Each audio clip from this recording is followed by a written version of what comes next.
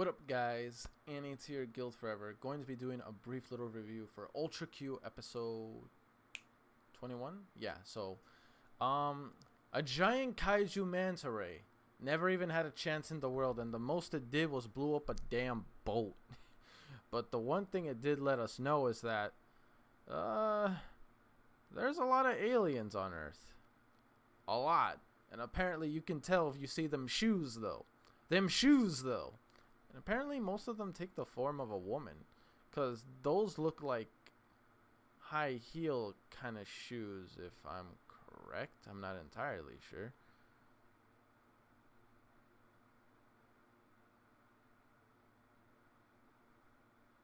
But yeah, anyway, sorry guys, just checking on messages, that's all. But yeah, but either way, I was very much interested in this episode because we got a little more insight and potentially on how this transitions into the Ultraman series. Because once again, I know this is still connected to Ultraman, but it's not exactly cut clear yet. It's kind of like there's a connection, but there's nothing really there letting me know the connection, what it is, unless I'm just that dumb and I haven't figured that out yet. So I'm counting on you guys to inform me of that, unless it's something they reveal later on. So in that case, don't tell me anything. But yeah, that kaiju really didn't have a chance. It literally just got sniped before it even had a chance to do it. I mean, it did blew up boat, like I said, but it didn't do that much terrorizing, if you know what I mean. Unlike the other ones that appeared before. Zemi, though, I don't know why, but I personally feel like this isn't the last time we're going to see Zemi. She might play a role later on, especially toward the end of the series. I'm not 100% certain on that. I'm just making a theory currently. It's just a theory at this point. Either way, right now, what I'm really concerned about is what's going to be the overall end game for the series. Like, what's the last threat? I feel like it must be something extraordinarily terrifying. That's what I'm guessing. As for, I mean, so far, it seems like every threat the humans have faced in regards to alien threat, something that just came natural from this Earth, but it was mutated somewhat, they've been able to fend it off and be able to handle the situation fairly well.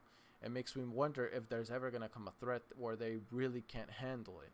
And I'm guessing that's where, like, the Ultraman scenario gets involved, because it's a threat too much for humans that it requires an alien hero from space in order to take them down.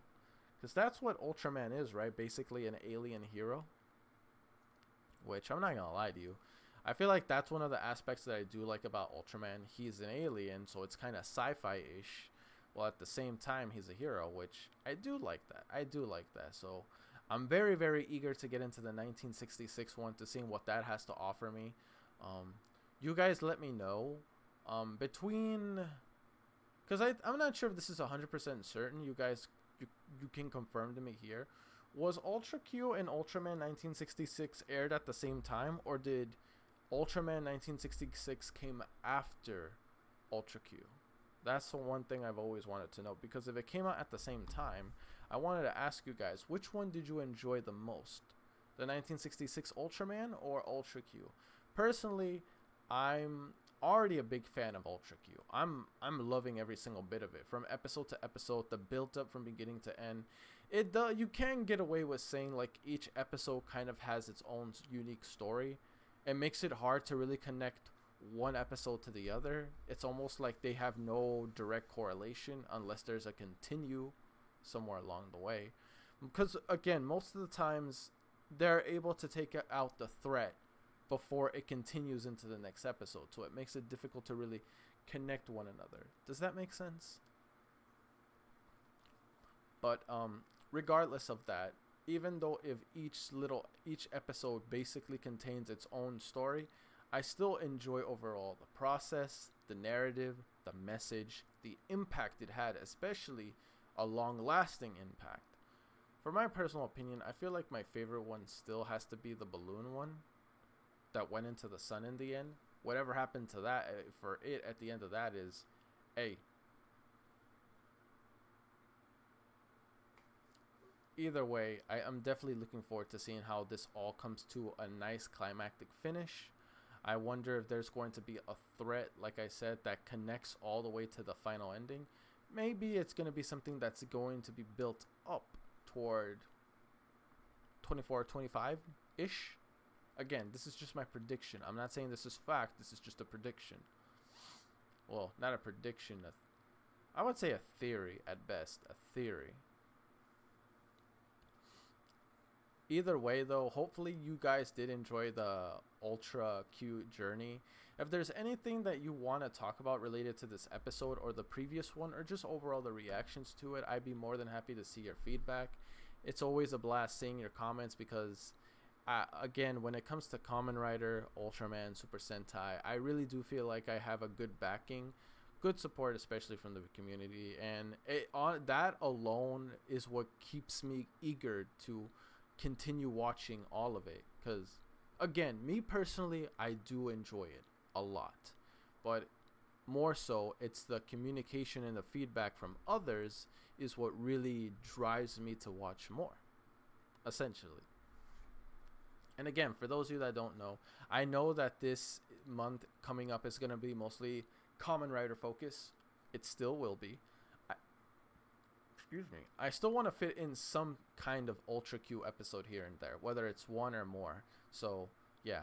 Predominantly, it will be mostly Kamen Rider focus. Just a few little Ultra Q episodes sprinkled, you would say, here and there.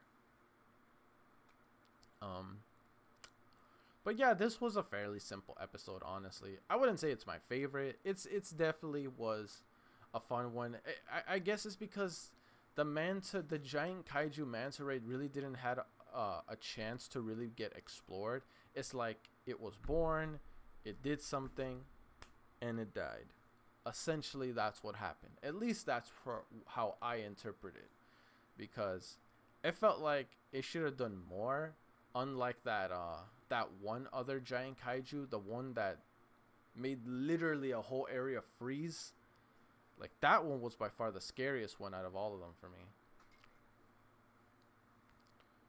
But curious to see though when we're gonna see the connection. Again, the number one thing I'm looking forward to is where can I draw the connection between this and Ultraman.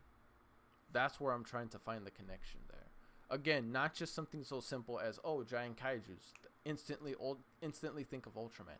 Yes, you can get away with that, but I want to see something that directly connects. Not like based off of certain aspects of the series, but an overall direct like connection. If that makes sense. Again, sorry if I'm babbling, or if I go off on a tangent. It's just roll with me when it comes to it, all right? But yeah, honestly, that's all I really have to say regarding this episode. It was fun.